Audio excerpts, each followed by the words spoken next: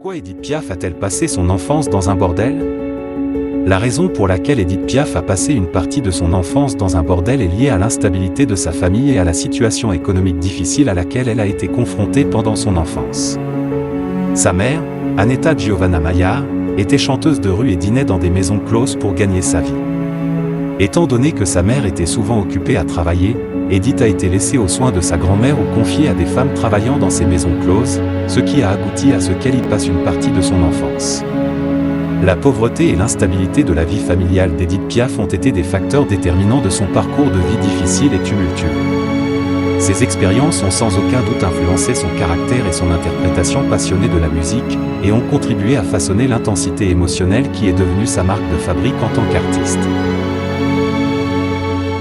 Savez-vous qu'Édith Piaf avait des origines marocaines?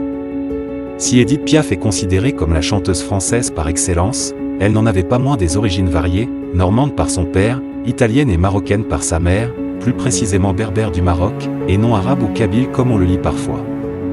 La grand-mère maternelle d'Édith se nommait Emma Saïd Ben Mohamed, née en France à Soissons en 1876. Elle était la fille de deux artistes de cirque. Son père, Saïd Ben Mohamed, était né à Mogador, la ville d'Essaouira aujourd'hui, au Maroc vers 1827. Il était donc probablement berbère. Édith Giovanna Gassion, dite Édith Piaf, est née en 1915 à Paris, elle était donc l'arrière-petite-fille d'un Marocain. Savez-vous que la première apparition d'Édith Piaf à New York était un choc pour les Américains? Ce soir d'octobre 1947, dans la salle du Playhouse Theatre, le public new-yorkais s'imaginait voir une Française sophistiquée, une vraie Parisienne, et voilà qu'une petite femme mal embouchée déboule sur la scène de Broadway avec sa robe noire toute simple et ses chansons tristes. Un flop, ce premier concert de Piaf aux États-Unis. Mais elle ne se décourage pas, cette bosseuse se met à l'anglais, se familiarise avec les techniques de scène à l'américaine. Et ça paye. L'enfant de Belleville finit par dompter la grosse pomme grâce à sa voix unique, son magnétisme et cette vie en rose qu'elle interprète en anglais. Une star mondiale est née. Édith Piaf avait-elle une vie personnelle instable? Édith Piaf a eu plusieurs relations amoureuses tumultueuses. Elle a vécu des histoires d'amour passionnées, mais aussi des ruptures douloureuses. L'une de ses relations les plus célèbres fut avec le boxeur Marcel Cerdan. Leur amour a été entravé par des circonstances difficiles, notamment les engagements professionnels de Cerdan, et sa mort tragique dans un accident d'avion en 1949. La perte de Cerdan a profondément affecté Piaf. Puis, elle s'est mariée plusieurs fois et a connu plusieurs divorces. Son mariage avec Jacques Pil en 1952 a été suivi d'un divorce en 1957. Elle s'est ensuite mariée avec Théo Sarapo en 1962, mais ce mariage a également pris fin avec la mort de Sarapo en 1970. Toutes ces expériences ont contribué à la réputation d'Édith Piaf en tant qu'artiste tourmentée et ont influencé certaines de ses chansons les plus émouvantes. Savez-vous qu'Édith Piaf s'est prostituée pour pouvoir enterrer sa fille? La fille de Joie est triste. Un dernier client et elle pourra payer les obsèques de son bébé. Cette maman qui fait le trottoir à Pigalle en ce jour de juillet 1935, c'était Édith Piaf. À 19 ans, elle est confrontée au drame de la mort de son enfant Marcel, 28 mois, sa plus grande tragédie. C'est la seule fois où elle avouera s'être prostituée. Celle qui n'est alors qu'une chanteuse sans le sou, n'a d'autre choix que de tapiner si elle veut offrir des funérailles à sa Cécile. S'époumoner avec sa copine Momone dans les rues de Belleville et les bars miteux ne fait pas bouillir la marmite, surtout quand la recette de la journée part dans l'alcool. Édith Piaf, une légende, une voix, mais saviez-vous qu'elle devait peut-être tout à une sainte? À 7 ans, Édith est presque aveugle. Une maladie de la cornée jamais soignée.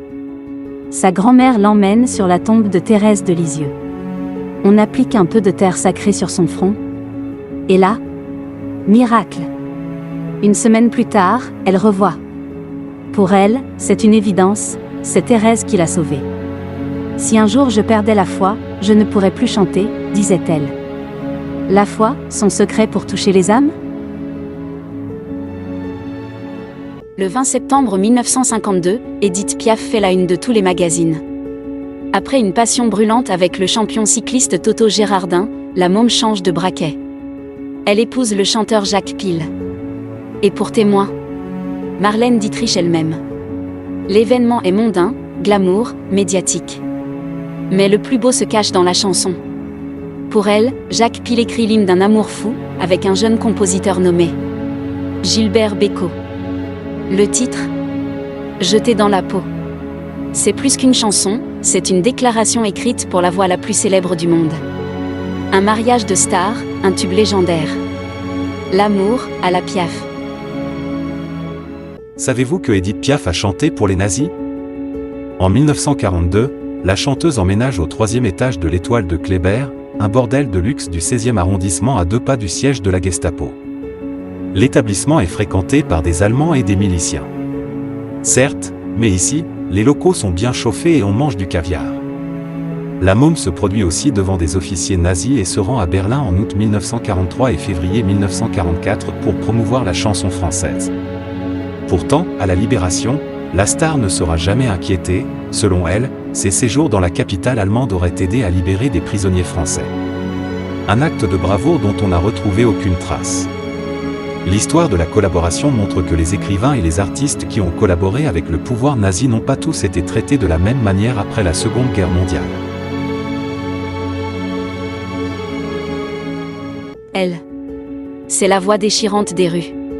Lui. L'élégant comédien au regard froid. En 1940, leur monde n'aurait jamais dû se croiser.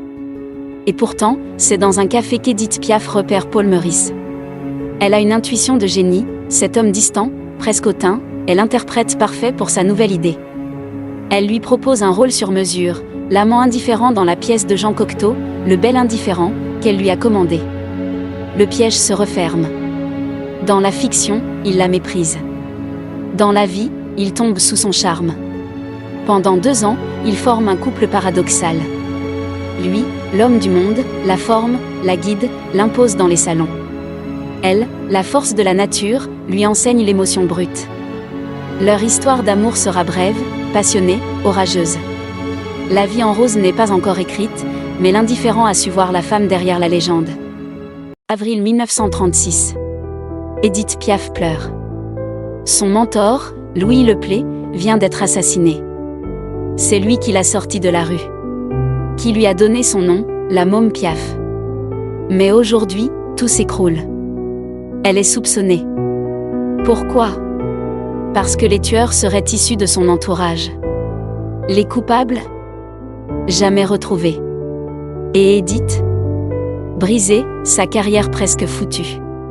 Mais elle va renaître. Et devenir une légende. Mais avant de l'être, Piaf a survécu à l'un des plus grands drames de sa vie. Édith Piaf. La môme, la plus grande star de France. En pleine guerre, elle règne sur la scène parisienne. Un soir du Nouvel An, au Moulin Rouge, elle doit présenter un nouveau talent. Un jeune inconnu, immigré italien, il se nomme Yves Montand. Elle ne se contente pas de le présenter. Elle le transforme.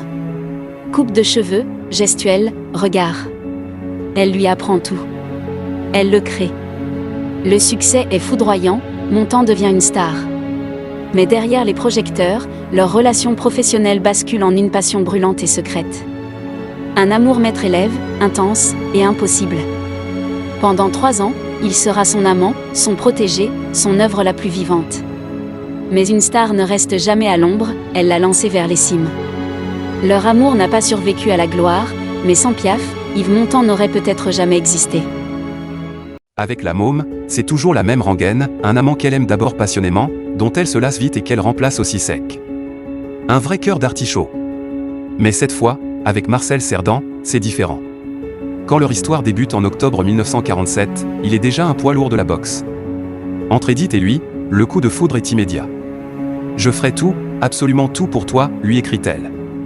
Il y a une Édith Piaf et j'ai la chance, moi, pauvre brute de boxeur, d'être aimé par elle, lui répond-il. Sauf que le bombardier français a déjà une femme et 3 garçons. D'accord, il est fou d'Édith, mais il ne veut pas quitter sa famille. On ne saura jamais ce qu'il aurait finalement décidé. Le 28 octobre 1949, alors qu'il va rejoindre sa maîtresse à New York, Marcel meurt dans un crash d'avion.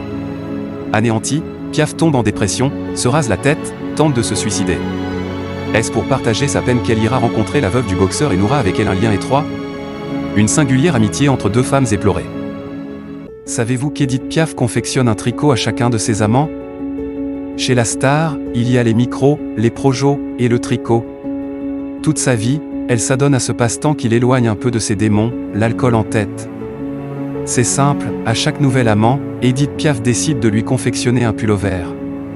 Mais comme ses amoureux ne font que passer, elle commence plein de tricots qu'elle ne finit jamais. Ils sont venus de partout. De Belleville, de Pigalle, de Montmartre. Certains ont pris le train, d'autres ont marché des heures. Aujourd'hui, Paris pleure sa môme. Les rues sont bondées. Des milliers de visages, des mains tendues, des roses rouges jetées sur le passage du Corbillard. À défaut de funérailles religieuses refusées par l'Église pour cause de vie tumultueuse, Édith Piaf aura des obsèques quasi nationales. Le 14 octobre 1963, près d'un demi-million de fans se pressent le long du cortège, jusqu'au cimetière parisien du Père-Lachaise.